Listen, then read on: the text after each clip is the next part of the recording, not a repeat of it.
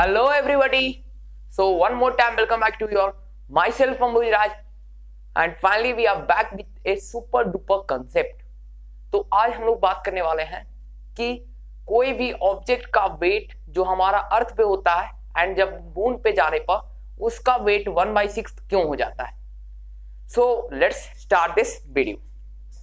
So first of all जैसा कि हम सभी को पता है कि किसी भी ऑब्जेक्ट का मास कभी भी वेरी नहीं करता है. आप अर्थ पे हो, मून पे हो, सन पे हो, जुपिटर पे हो, मार्स पे हो, कहीं भी चले जाओ उसका मास मैटर नहीं करता है, मास वेरी नहीं करता है क्योंकि मास जो है वह यूनिवर्सल कांस्टेंट की तरह वर्क करता है. लेकिन आखिर बात आती है कि वेट जो है W वह वेरी करता है एंड ये जो वेरी करता है ये हर जगह अलग अलग कंडीशन के साथ वेरी करता है.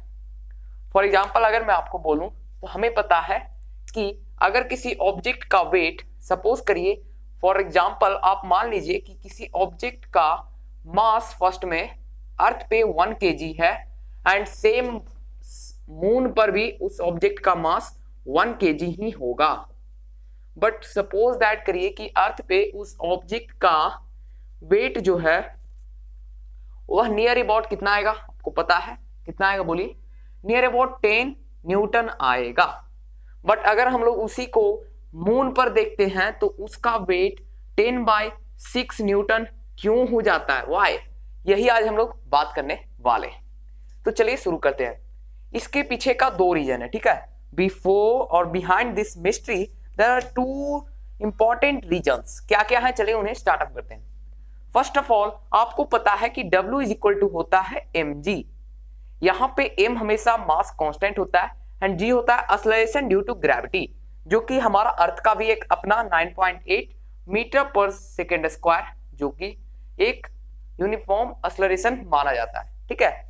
और हमें पता है कई बार कंसीडर करने के लिए हम लोग 10 मीटर पर सेकेंड स्क्वायर को भी कंसीडर कर लेते हैं.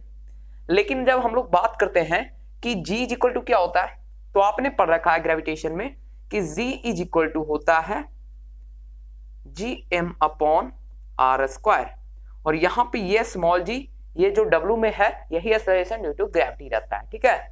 और एक बात ध्यान दीजिएगा कि यहाँ पे कैपिटल वाला G आपको पता है यूनिवर्सल कांस्टेंट है जिसका वैल्यू कितना होता है 6.67 इंटू 10⁻⁻11 Nm²/kg². ये होता है ना, यही होता है इसका वैल्यू. अब देखिए मास तो हमेशा भाई कांस्टेंट होता है तो डिपेंड करता है किसी भी ऑब्जेक्ट का जो G का वैल्यू होता है वो R पर.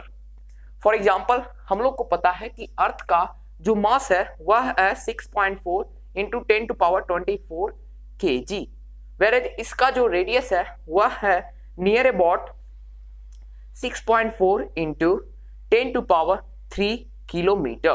वेरेज अगर हम लोग मून की बात करें तो आपको याद रखना है कि मून का जो मास है वह है मेरा 7.4 इंटू 10⁻22 kg, वेरेज इसका जो रेडियस है वह है 1740 किलोमीटर.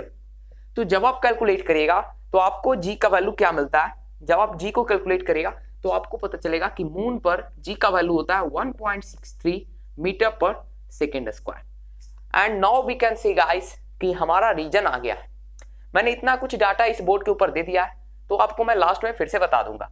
तो आप गौर करिए कि 1.63 मीटर पर सेकेंड स्क्वायर जो है वह नियर अबाउट 6 टाइम्स कम है 9.8 मीटर पर सेकेंड स्क्वायर के. And because of this reason only हमारा W जो होता है वह 1/6 कैलकुलेट होता है अर्थ के कंपैरिजन में मून पर. और दूसरा रीजन भी है इसके पीछे, वह क्या है कि आपको क्या करना है कि ये जो फॉर्मूला आपने पढ़ा है gmm/r², इसके कंसीडर करके भी आप किसी भी ऑब्जेक्ट का वेट निकाल सकते हो. वहां पे आपको एक ऑब्जेक्ट ले लेना है 1 kg का तो मास हमेशा 1 kg होगा. लेकिन पहले केस में आपको अर्थ को कंसीडर करना है एंड सेकेंड केस में आपको फिर से यही फॉर्मूला लगाना है gmm/r². बट वहां पे हम लोग इस बार मून के मास को कंसीडर करेंगे एंड मून के रेडियस को कंसीडर करेंगे. और जब आप कैलकुलेट करिएगा तो आपको मिलेगा कि नियर अबाउट 16/100 ये होता है इसका अप्रोक्सीमेट रेशियो वैल्यू, जिसे हम लोग बोलते हैं 1.6 वेट.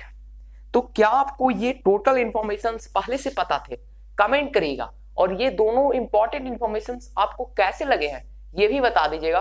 और अभी तक चैनल को शेयर सब्सक्राइब लाइक नहीं किया तो कर दीजिए और अपने दोस्तों के साथ भी शेयर करिए। मिलते हैं अगले इंफॉर्मेटिव वीडियोस के साथ।